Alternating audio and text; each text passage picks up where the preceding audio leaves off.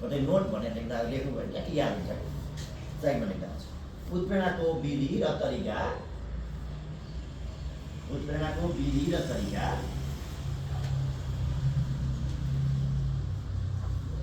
सकारात्मक र नकारात्मक, सकारात्मक र नकारात्मक दुवै हुन सक्छ, दुवै हुन सक्छ। यद्यपि यद्यपि यसको परिणाम,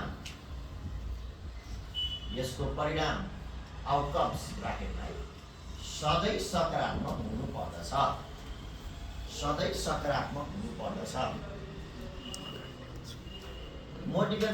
motivational tools and technique can be positive or negative.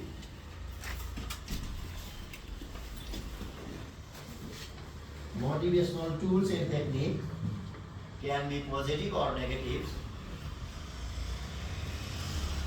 However, its outcomes should be always positive.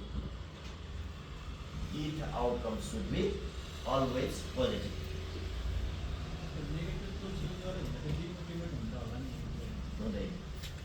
अनुशासनको व्यवस्था, आचार संहिता लागू गरिन्छ नि। आचार संहिता लागू गर्नुको अर्थ के हो? आचार संहिता आफैमा नेगेटिभ हो नि। मैले भने जस्तो नेगेटिभ 10 बजे 9 बजे अनिवार्य रूपमा आउनुहोस्, के तपाईँलाई रिवार्ड दिएको छ? छैन, आउनुहोस् भनेको रिवार्ड छैन। पोसाक लगाएर आउनुहोस्, तत्काल रिवार्ड छैन नि।